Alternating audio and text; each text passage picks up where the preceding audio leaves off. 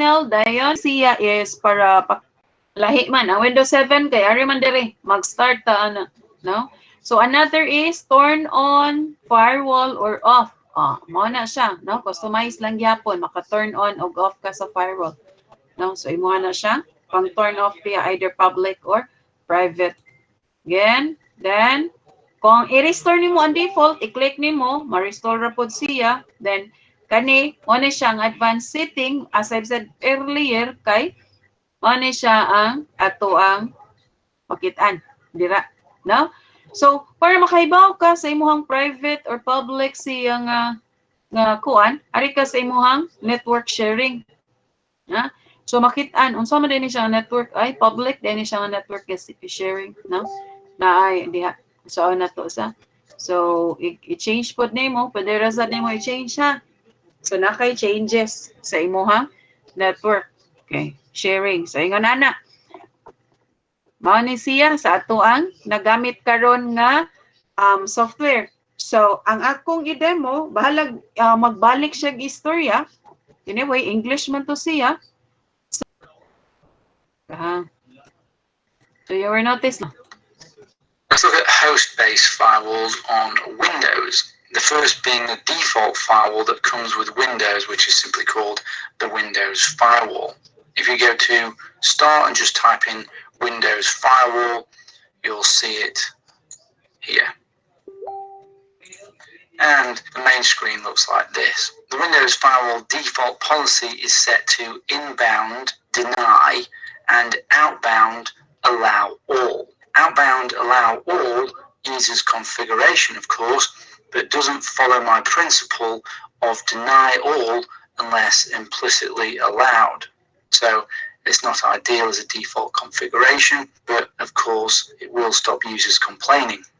We don't want malware to be able to call back to their command and control servers. So allowing all outbound traffic means that any malware that gets on your machine can communicate out, no problem, even with the firewall running. The advantages of the Windows firewall is that it is free and really just as powerful as many of the other options. It's already installed and it's ready to use. Some of the disadvantages include that the Windows firewall may not allow some Microsoft domains and IP addresses to be blocked. Why would you want to do that? Say, for example, you want to block updates or calling home to the Microsoft mothership for the reasons of privacy. I can't verify that this is a problem, but it is possible deliberately or accidentally hard coding into the operating system domain names and IP addresses. That is a possibility. Other disadvantages of the Windows firewall, because the Windows firewall is the most likely firewall for malware to encounter on Windows, it is the most likely to have countermeasures specifically written to bypass it. With a more exotic firewall, that would not be the case. There is a basic GUI, which is what you can see here, and then there is a advanced GUI, which you get to by clicking here, which looks like this. The advanced GUI isn't particularly user-friendly. I would say it's probably hard to use for a standard Windows user. Here you have your inbound rules, and these are outbound rules. And these are not the default rules that are set, these are rules that I've set. Windows has the concept of profiles, which you can see here.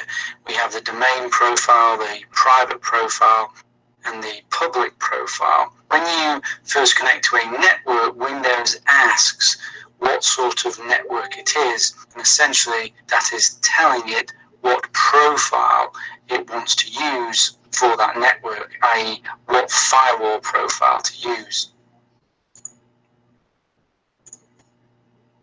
So as you can see here, this one's set as public, and this is a sort of message that you get on Windows 7. You'd select the type of network that it is, public, private, work, etc. If I click on here, we can see that the domain profile should be selected when you're connecting to work or a corporate type network. Private should be selected obviously when you're connecting to a private network, so perhaps when you're at home, and public when you're on a Wi-Fi hotspot or an untrusted network. And you might have noticed here that we have for inbound connections, we have block, which is the default. And for outbound connections, we have allow, which is the default. And that is the same for private and public as well. And the firewall is switched on currently for all of them. Now, if we want to lock the machine down, we want to set these to block both incoming and outgoing connections, and then explicitly allow the things that we want. So we would change these to block, block, and block. And then we can see here that these have changed to show that these are all now blocking. If we go to the inbound rules here, we can see we've got some green ticks, we've got some grey, and we have some no entry signs. Well, the no entry means that is a block or disallow rule. The green tick means that it is enabled, the rule is enabled, and the grey means the rule is disabled. So if we go on filter by state here, we can filter and show the useful rules, which are the enabled rules. So you can see here we've got this particular Yacey search engine application, and if we scroll along, we can see that we've got an any from local and remote addresses, TCP as the protocol, and connecting locally on port 1890.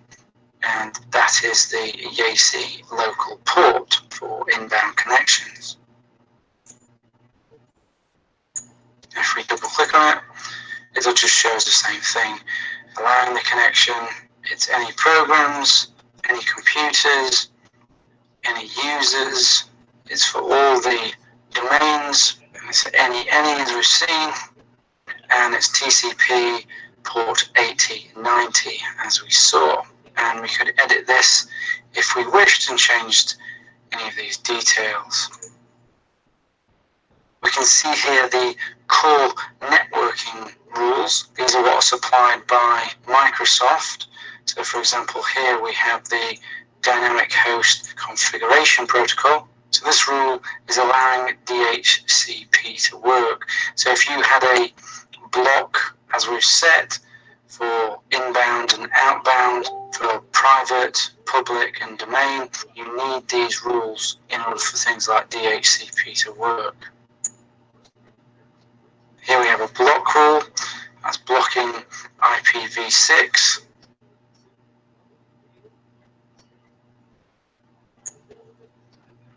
And we have network discovery rules.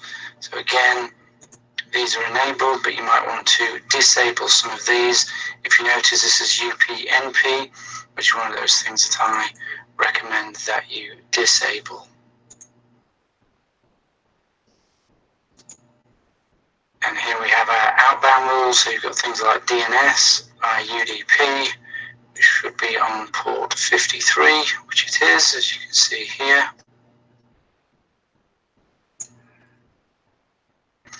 And we can create rules. So let's create an outbound rule. Right click here, new rule. And we have the options to create rules for programs, for ports, for predefined,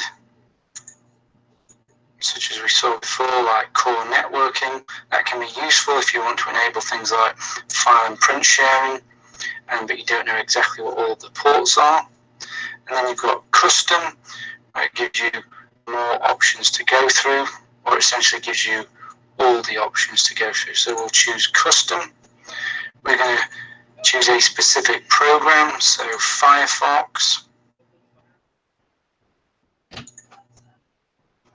And we're going to choose TCP. And we're going to specify a port. We're going to say 8080 as an example of the local port. And we're going to specify a port here. That's going to be 8080 as well. Now, normally you wouldn't have a specific local port for connections out. I'm just showing you here as an example. And then we can add Then we can put some sort of IP address in here.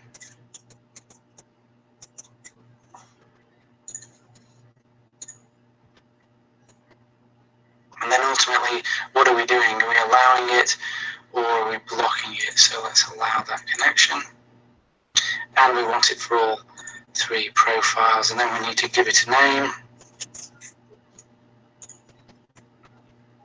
And there you go. It's back to program here. Select program. Now, if you use a program that executes from a temporary folder, you won't be able to create a rule. This is a limitation of the Windows firewall.